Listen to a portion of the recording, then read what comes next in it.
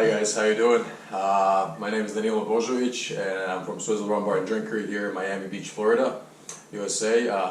Hope everybody's doing good, and I know these times are a bit hard and rough, so I hope you're staying in good spirits. We're doing a video inspired by our trip that was around a month and a half ago to Peru with Pisco with Jared and Johnny Schiller.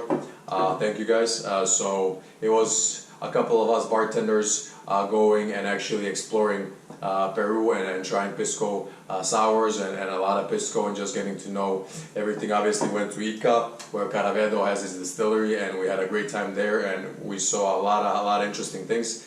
And that's basically the inspiration behind this video. Not so much what is the best Pisco sour. Obviously that's a matter of subjective thought and the experience you have at the moment. What I did find interesting and amazing was the technique that the Pisco sour was made in, to me, which made it like the most approachable and the most engaging Pisco sour, and that's why we are doing this video today.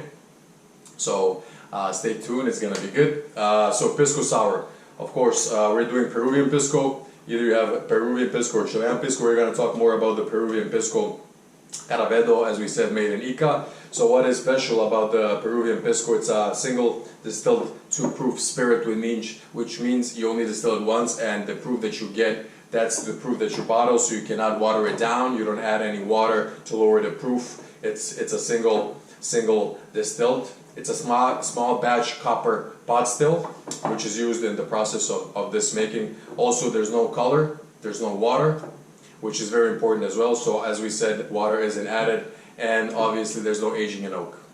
A clear spirit, yes.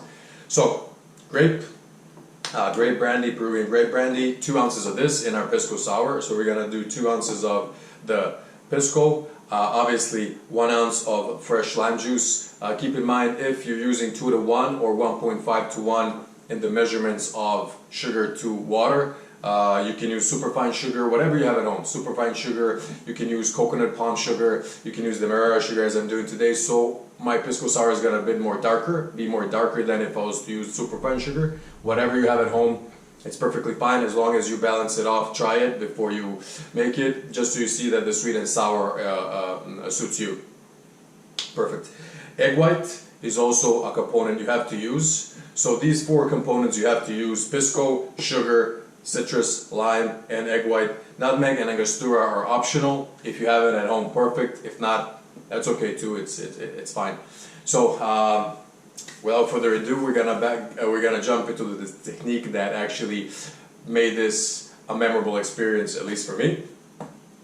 So we have all the ingredients in our blender. Usually in Peru, people either dry shake it, they blend it with ice, or as this case, we're just gonna blend it. So all the ingredients are here, we're just gonna blend it either in a blender, NutriBullet, whatever you have at home. So give it like a good 8 to 10 second blend.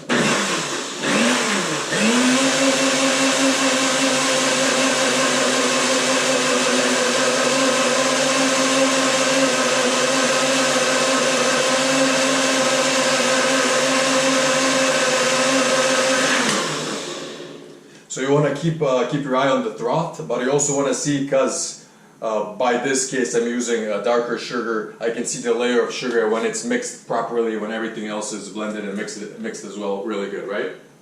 Perfect. So we're gonna touch base now on the technique that was used, and the technique that we're gonna use for our Pisco sour is gonna be stirred. So we're gonna stir our Pisco sour. You can feel how light it is and how all the ingredients have blended together, like a perfect latte or any frothy balanced drink, right? So we're gonna add ice. You can stir this at home in whatever you have. You can do anything that has a good volume. So then you can stir with ice. It can be a Boston shaker, it can be a mixing glass, whatever you have at home is fine. It doesn't have to be a bar spoon. You can use anything that you have that's within the shape of something like this, right? what's convenient if you do have a Boston shaker, as I'm doing right now, not just the size of the shaker, which lets it cool down, but also you can feel the temperature as you stir, so you know which direction your Pisco sour is going in. We're gonna stir a bit more, as you can see how frothy it's getting, right? So we're on a good path. While we're doing this, we're chilling our coupe glass, so Pisco sour is served in the coupe glass. So we're just gonna empty the ice.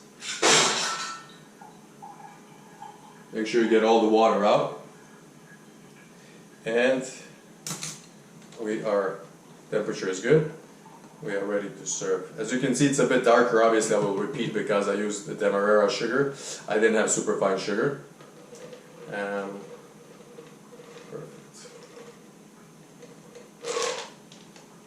Here we go. So as you can see how clean and frothy the drink is, obviously it's gonna clarify by the end of this video, and we're gonna see the foam. Two optional ingredients if you have home, perfect. If not, that's okay too, is Angostura bitters. So Angostura gives it a earthy flavor, a nice touch,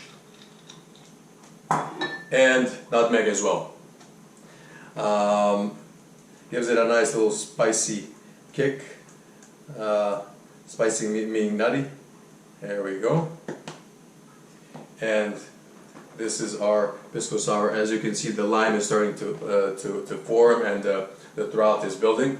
So this is what made a big impact, as you can see, the top on our trip. So again, I hope everybody's staying safe in a positive and good light. I want to say hi to and thanks to Alex, Vlad, thanks to Jared from Caravedo Pisco, as well as Johnny Schiller. Thank you very much. Thank you for giving us an opportunity to actually experience it firsthand. Thank you, Lisa Vernay. So thank you guys for everything, for the inspiration, and for a major experience. And I hope you like this Pisco sour at home. Cheers, guys, and I hope this all ends very soon, and I will see you in Miami, hopefully in the next month or so. Cheers, guys. Much love.